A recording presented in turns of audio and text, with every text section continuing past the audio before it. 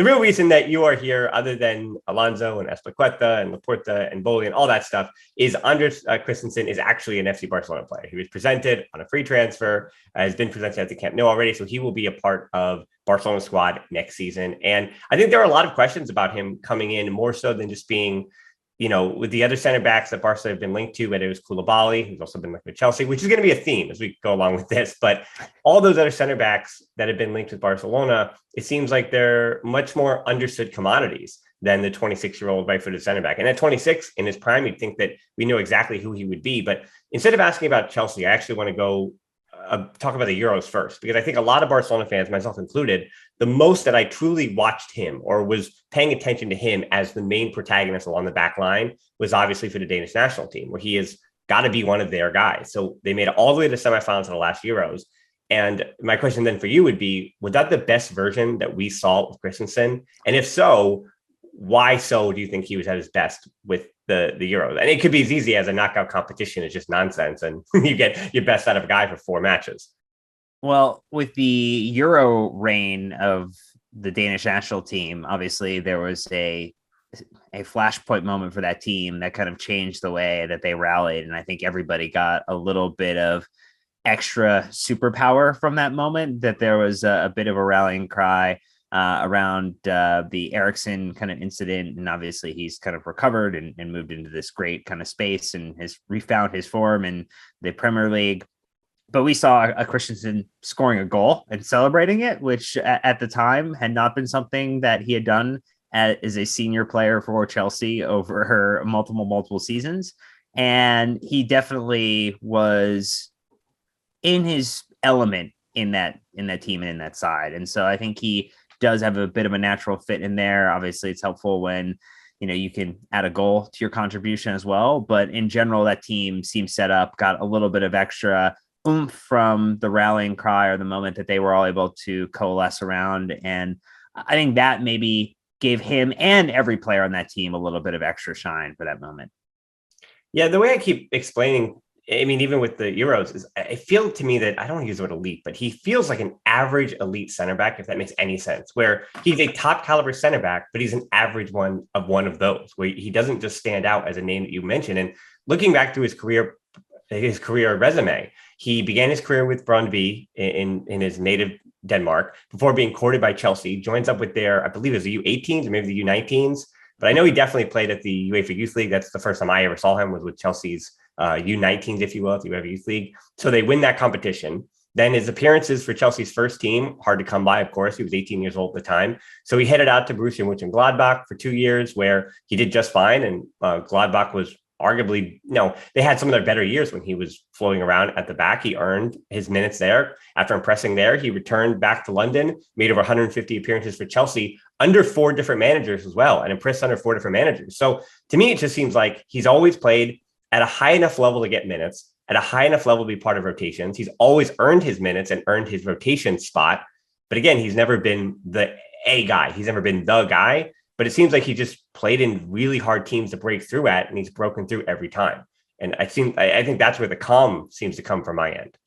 The other element I would kind of tee into on the Gladbach loan, it was interesting. That was obviously during the same period that Chelsea was going on the loan army of how do we get to 30? How do we get to 35? How do we have 100 players out on loan? And how do you keep tabs on all of them?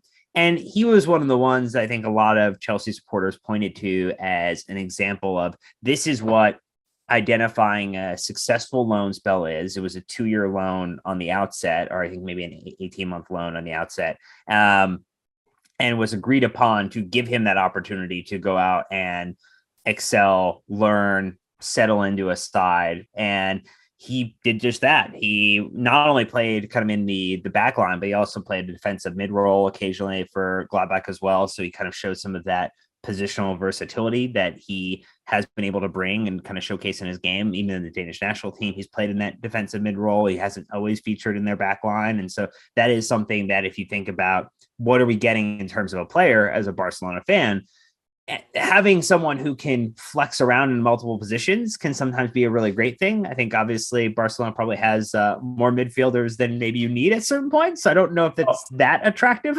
I don't know, Dan. What I will say is this is a safe space, yes, But Sergio Busquets, the idea of Christensen potentially taking minutes as a backup defensive midfielder is, I promise, like, this is not a safe place for that kind of talk. I don't think that that's ideally where. Doesn't Busquets need like a game off every now and then though? Like, I mean, if you in a pinch, if you want to give him rotational, he plays more minutes than everyone, which again is the problem. So listen, the best case scenario that I'm just setting up my listeners for, the best case scenario coming from you is that if Christensen is able to give, I mean, even this is again only if Frankie de Jong is sold to Manchester United, but if Christensen is able to give 3 or 4 games, Copa del Rey rotations, whatever it may be, no offense to the 4th team, if you will, in a Champions League group, but whatever that 4th team may be, if you can give minutes at defensive midfield, that I think Barcelona fans would be over the moon, overjoyed at that prospect. So I'm just setting people up for failure that you might not see that. But where you might see Christensen would be my next question, where it seems like Xavi, with the free transfers of Kessié and Christensen, and the idea that Serginho Dest is always potentially going to be sold, which again doesn't make sense to me. That's a story for another time. But it seems like Xavi is leaning into what he said that he was going to do from Al Sadd and wanted to do at Barcelona is a 3-4-3.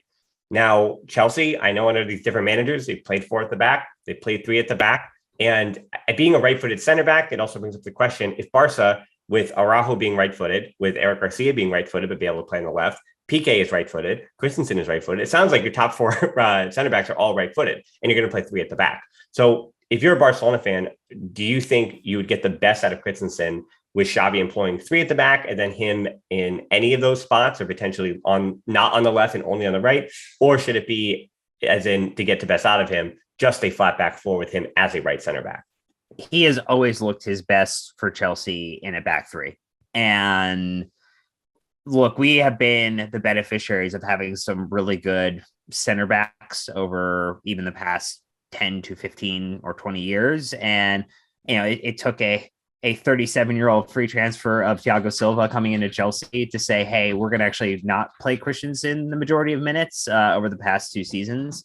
And so, like, when you kind of look at like where he was, in 17, 18, 19, it was 3,100 minutes, 2,400 minutes. Like, he really hasn't catapulted into what Rudiger did last season for us, where he was playing every single minute of every single match. And, part of that is rotation. Part of it is, having great players who maybe, to your point, if you have elite center backs and you have an average elite center back, maybe they don't start every match. Maybe the person who's rotating or refreshing for others.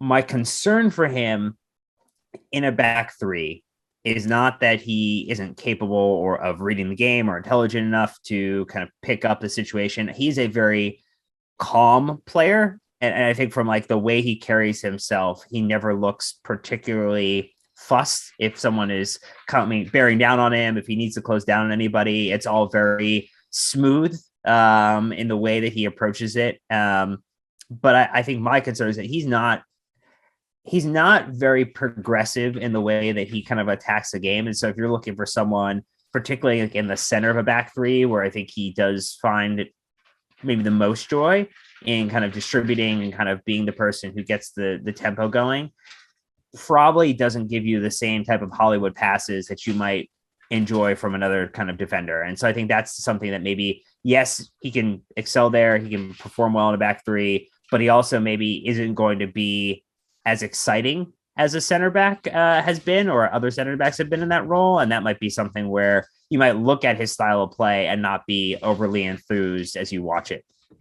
Well, I definitely find the parallels with Thiago Silva. His role for Chelsea, I think, very much mirrors the role that Gerard Piqué still plays when healthy for Barcelona. Yeah. You look at Antonio Rudiger, who is just a better center back. Yeah, unfortunately, he's going to Real Madrid for Barca fans, but that kind of defender, just like, again, that's an elite defender. That reminds me of Ronald Araujo, because Ronald Araujo, regardless of what Christensen thinks he is, Ronald Araujo he is the best defender at Barcelona. He's one of the best, not even young, but he's one of the just best defenders in world football as far as being dribbled past. Rudiger, similar numbers, and Rudiger's a little bit better on the ball. And then the rising talent that Chelsea had in Trevor Chalobah, it reminds you almost of Eric Garcia, where I know people, again, Barca fans, think that Eric Garcia is 29 years old, but he's like 21 years old, just turned 21. And Chalobah was, 22? It's just a rising star, if you will.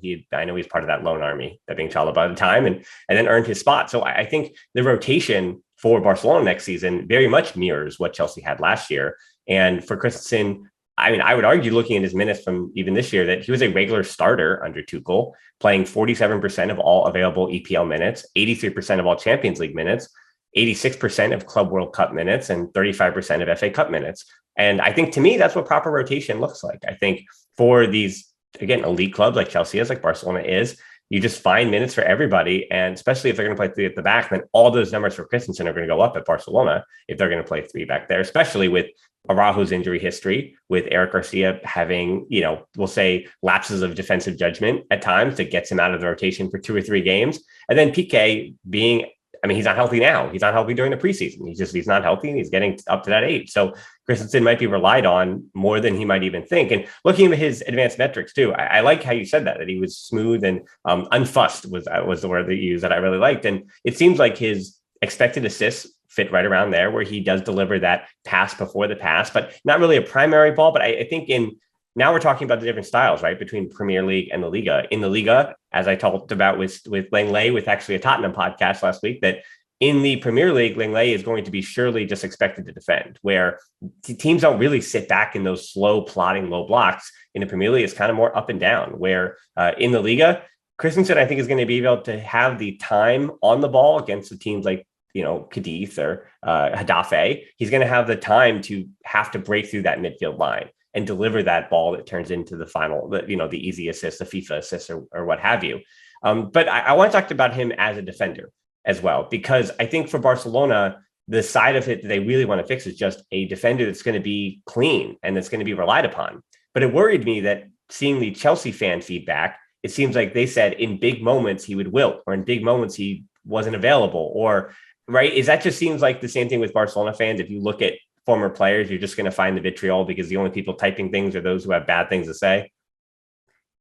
Well, in the spectrum of how he left the club, it was not anywhere near a Thibaut Courtois level of disappointment that left Chelsea supporters felt like they were holding the bag. I mean, ultimately, you get presented a contract, you have the option to take advantage of that contract or not, and you have to respect that every player only has a certain shelf life, and where they go is completely up to them. And yes, was there a contract potentially agreed at some point? Sure. Does that make some Chelsea supporters feel, angry or upset? Yeah, probably. But also, maybe you should have taken care of that 2 years ago instead of leaving it down to the wire and letting them leave on a free. And that's also the prior administration. So we won't spend a lot of time talking about them. When it comes to his performance in big games, and I like that your comment on just the differences between like the Premier League and playing in Europe. I think, and I've always thought that if he went to another league, whether that was La Liga or Lyon, that he would ultimately be a much better center back and take a step up, because those leagues and where he has played for Chelsea well in the Champions League, even coming in for an injured Thiago Silva in the Champions League final against Manchester City, he excels in Europe in a way that he maybe has never shined the same way in the Premier League. And so I think that's something that, again, I'm not trying to hype up your supporters. I'm not trying to get them overly excited. I'm just trying to take my observations of having watched him over multiple seasons now. I've always been walked away from a game more impressed by him when it was whether it was in the Europa League or whether it was in the Champions League, than I have in a Premier League game. And he did show a little bit more physicality in his game last season, but it's not a hallmark of his game. I'm not looking for him to be that. I'm looking for him to be secure with the ball. I'm looking for him to distribute well. I'm looking for him to cut out lanes and read the game extremely well, and to be a more, I would kind of challenge, maybe say, I think he needs to be a more effective communicator. I think especially if he's going to play centrally, a better leader kind of within that back line. He's received criticism from most of all the managers that he's played under for some of that mentality piece. There's, a famous incident with Mauricio Sarri, who some Chelsea supporters love, some Chelsea supporters not a fan of, where, Christensen ran off because he talked about how he got tummy aches before games. And, I don't want to make fun of someone's, gastrointestinal issues, but there have been like this weird one-off moments where it's like, where did Christensen go? Or why isn't he available now for a match? And, it turns out that, he just wasn't ready or wasn't available or wasn't kind of in the mood to play. And that's kind of just like a weird, quibble that I think supporters would have. And so maybe that ties to some of the, does he show up in big games? I think he can. He did more so in Europe than he did in the Premier League. And maybe that's the kind of right attitude to take looking at what's going to be coming ahead for him now in his new career at Barcelona. Well, that is, you said some things that don't worry me and something that do. Like one of the things that doesn't necessarily worry me is that when it comes to playing in the middle of that back three, I expect it to be Araujo being the most athletic and the one who's deepest. That's what Xavi did last season. I think he's going to do the same thing again, almost having Araujo in almost a sweeper role and having him kind of patrol that back behind even the other two more progressive passing center backs, which Christensen, I think, again, over Araujo would fit into that category. But I think the pressure is going to be the interesting thing about Christensen, right? Whether or not he succeeds or fails at Barcelona. Yes, Xavi is going to expect him to mentally be up to that. But if he's able to do that in these big moments with the with the lights brightest, that's where Xavi, I think, is going to be expecting. And I think that's where Culers is going to expect him to be shining as well. But Barcelona has and this is, I think online is different than real life. And at the stadium in particular, they very much like online have a habit of putting you in we're going to cheer for you camp or we're not going to cheer for you camp. And I think it sounds to me that for Christensen, hitting the ground running is going to be so important to him and his time at Barcelona, because if he can hit the ground running and just go in that camp where, hey, we're going to give you a little bit of a leash before we boo you, you're in good shape, right? As opposed to being in that immediate camp where he's one of those players that the Camp Nou has already turned on 5 games in because he gave up 2 penalties, right, to whoever it may be, right, Athletic Club and Real Sociedad, whoever it may be. And so where he projects might be established quite early, and that is a worrying sign for me that he might have a hard time, especially if he plays such a calm, balanced game. He's not going to do things that are going to get attention to kind of put him back in that positive light. Yeah, I mean, this is a player who's I don't think there's going to be penalty kicks given away, because I think in general he's picked up like 15 cards in over 220 matches. And so he is generally a very clean player. And even when he does throw maybe a little bit of extra salt or spice into a tackle, he usually is smooth enough to kind of get away with it. So, how is it one-on-one defending? Like if he's on an island, yeah. Yeah, his one-on-one defending is good. He tends to make sure that his body is always positioned really well. His goal is always, how do I minimize the lane available for the next ball? Like, he doesn't have the best recovery speed, and so I think he's going to stand off a little further back to really assess, like, how do I entrap this individual? How do I kind of lure them in and move them in a direction that's going to really make it difficult for them, and allow the rest of the team or kind of the supporting elements to get caught up, get back up to speed, so that, really I'm not in no man's land anymore. Well, I think this is why you're seeing Jules Koundé from Sevilla be linked to both Barcelona and Chelsea. Another one of those players that seems to be a two-legged race at this point. There's probably other clubs out there as well that Sevilla is willing to take 70, 80 million for Koundé on. And because Koundé is an upgrade no matter what to Christensen for both clubs, right? And that's why Barcelona, I think, is still trying to say, hey, we're not totally done with those center backs, because now you look at PK and you look at Garcia and Christensen, you have 3, as you just mentioned, reactive center backs, ones who are reading the game. And if Barcelona are going to play a high line like Xavi wants to play, you've got trouble, right? When you've got Garcia and Christensen, and you've got PK or Christensen, right? If you're picking a flat back 4.